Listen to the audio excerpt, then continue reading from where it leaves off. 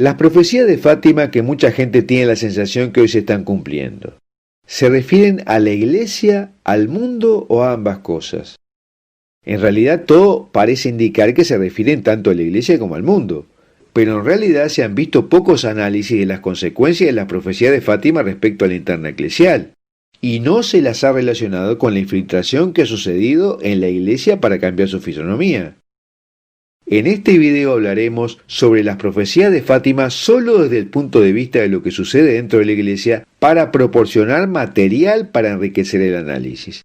Desde otro punto de vista de lo que sucede en el mundo, ya hemos hablado en otros videos, cuyos links te dejo en la descripción de este video en YouTube.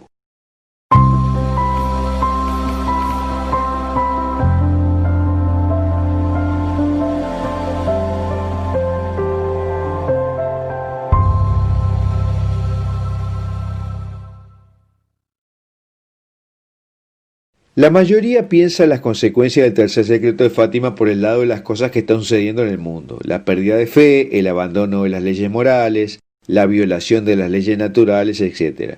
Pero le prestan poca atención a lo que sucede dentro de la Iglesia Católica, cuando la mayoría de los testimonios del tercer secreto apuntan a la interna de la Iglesia y ya se están desplegando. Esto es lo que explica la confusión que existe actualmente dentro de la Iglesia, las desviaciones doctrinales que se oyen en algunos altos prelados e incluso los escándalos de abusos sexuales que han enlodado a la Iglesia.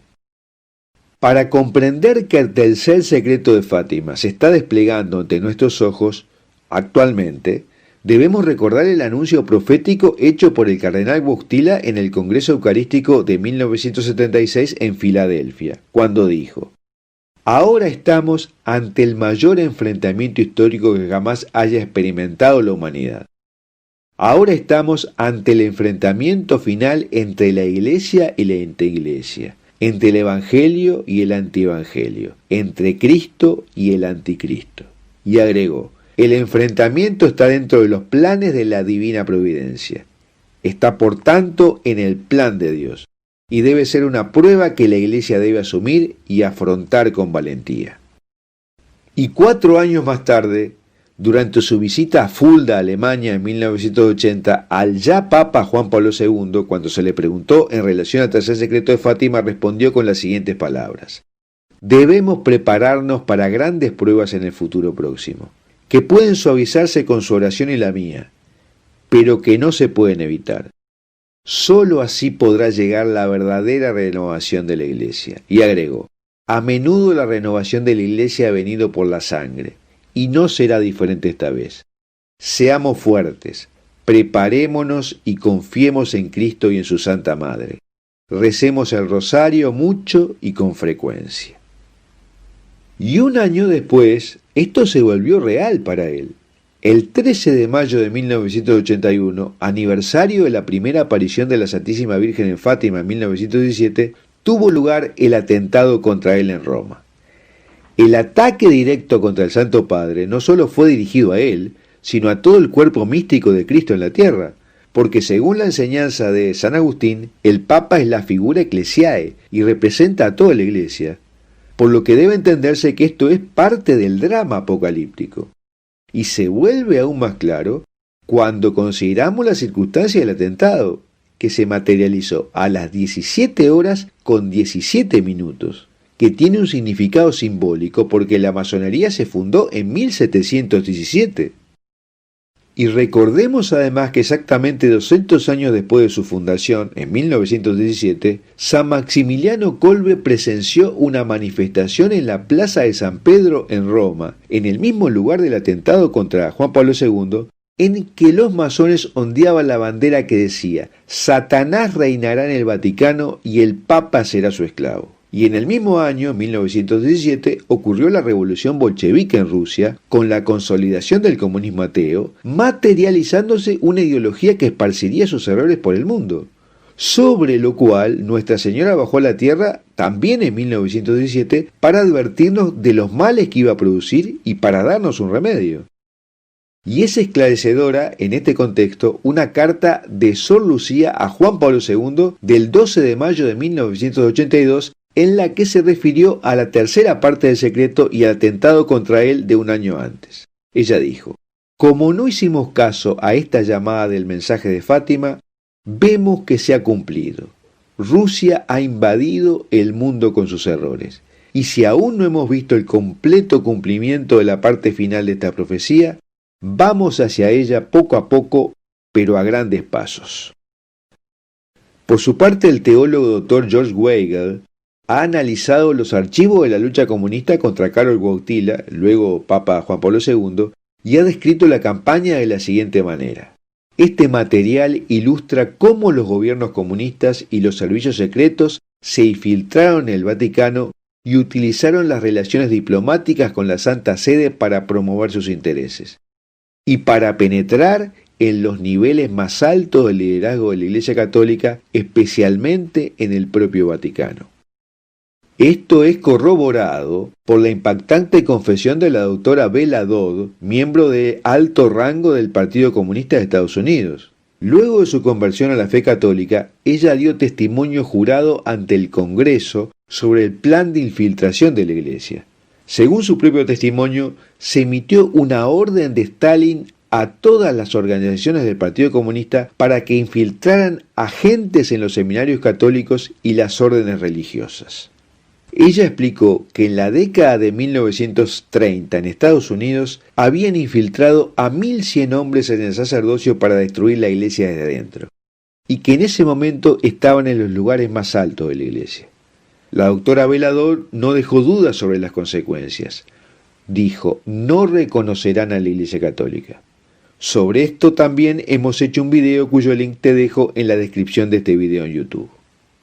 Y complementándolo, el filósofo doctor Dietrich von Hildebrand hizo un análisis diciendo que la batalla decisiva no está fuera, sino dentro de la iglesia misma. Él dijo, una mirada sin prejuicios a la devastación actual de la viña del Señor no puede pasar por alto el hecho de que una quinta columna se ha formado en la iglesia y hay un grupo de destructores decididos actuando en la iglesia. Y agregó, se trata de una conspiración deliberada de la mano de los masones y los comunistas que, a pesar de sus diferencias y otras enemistades, trabajan juntos para lograr este objetivo. Para la masonería, la iglesia es el archienemigo, y para los comunistas, el principal obstáculo para la conquista del mundo. Y esto se hace eco del documento Alta Bendita de 1885, donde los masones carbonarios italianos decían, lo que buscamos y tenemos que esperar, así como los judíos esperan a su Mesías, es un papa según nuestras necesidades. Y esto se hace carne en la revelación formulada por el cardenal Ciappi, teólogo de 5 papas de 1955 a 1989, que dice haber leído el tercer secreto y expresó: el tercer secreto se refiere a la pérdida de fe en la Iglesia, es decir, la apostasía, que saldrá de la cúspide de la Iglesia. Y el cardenal Silvio Odi, que había sido secretario del arzobispo Angelo Roncalli, más tarde Papa Juan XXIII, durante el tiempo que sirvió como nuncio apostólico en París, declaró en 1990 en una entrevista sobre el tercer secreto: no me sorprendería si el tercer secreto aludiera a tiempos oscuros para la Iglesia, graves confusiones y apostasías preocupantes dentro del mismo catolicismo. Y agregó, si consideramos la grave crisis que hemos vivido desde el concilio, las señales de que esta profecía está siendo cumplida no parecen faltar. Mientras que el Papa Benedicto XVI, en el año 2010, cuando estaba peregrinando a Fátima, dijo, los sufrimientos de la Iglesia provienen precisamente de dentro de la Iglesia, del pecado existente dentro de la Iglesia. Y agregó, hoy lo vemos de una manera realmente aterradora, que la mayor persecución de la Iglesia no proviene de sus enemigos de fuera, sino que surge del pecado dentro de la Iglesia. Esto ya está predicho en el Catecismo de la Iglesia Católica, numeral 675, que dice, antes de la venida de Cristo, la Iglesia debe pasar por una prueba final que sacudirá la fe de muchos creyentes. La persecución que acompaña su peregrinaje en la tierra revelará el misterio de la iniquidad, en forma de un engaño religioso, que ofrecerá a los hombres una aparente solución a sus problemas al precio de la apostasía de la verdad. Durante décadas, el secreto de Fátima, el tercer secreto, fue considerado uno de los grandes misterios de la Iglesia. Había todo tipo de especulaciones, pero sobre todo el mensaje era que habría un gran colapso moral en la humanidad y en la Iglesia, y vendrían grandes tribulaciones si la humanidad no se arrepentía del pecado, especialmente del pecado de impureza. El tercer secreto, como sabemos, no se publicó en tiempo y forma en 1960 como había pedido Nuestra Señora.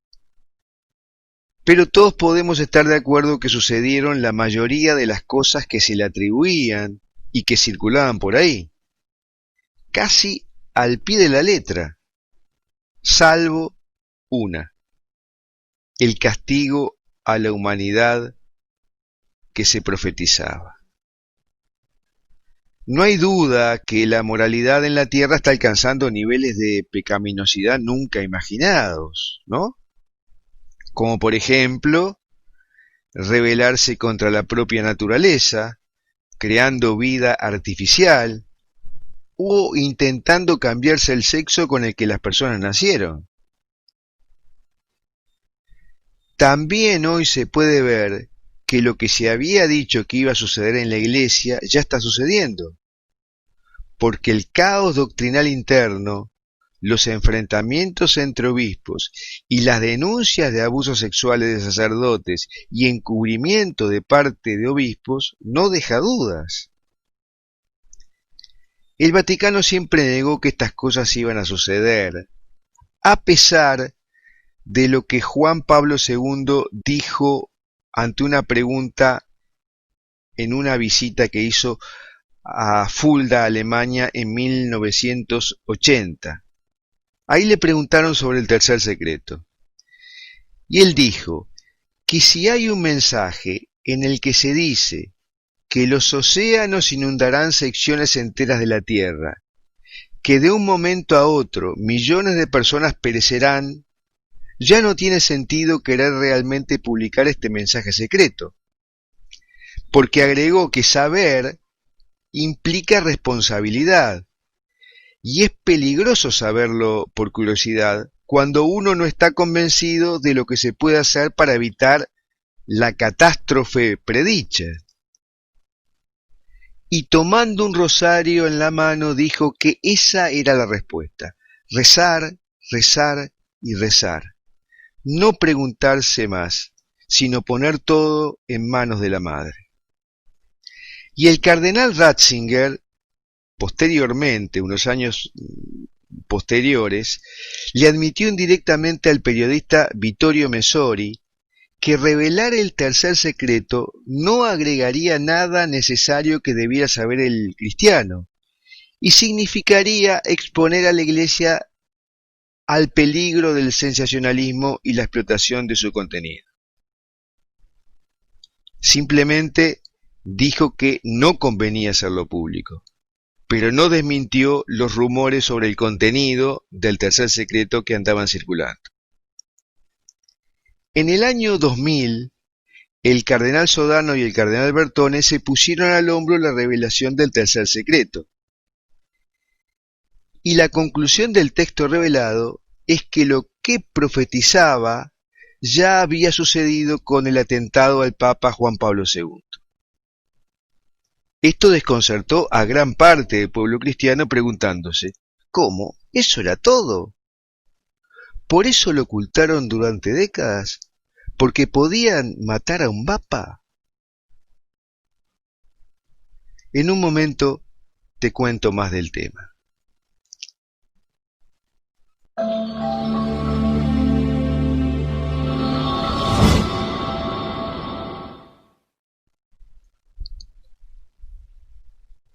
Hemos visto que el tercer secreto revelado en el año 2000 contrasta con lo que la gente ve alrededor.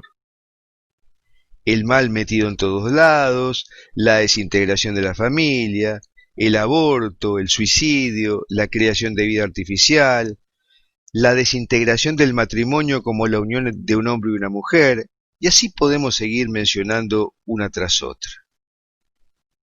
Pero además, lo que había circulado informalmente del tercer secreto había sido confirmado en 1973 por las apariciones de la Virgen en Akita, en Japón, que fueron aprobadas como auténticas por el obispo John Ito y de las que Joseph Ratzinger luego dijera que eran la continuación de Fátima. Allí el mensaje fue muy claro.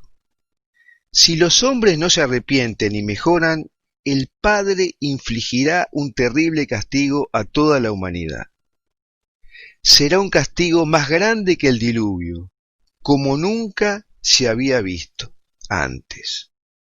El fuego caerá del cielo y eliminará gran parte de la humanidad, tanto a buenos como a malos, sin escatimar a sacerdotes o a fieles.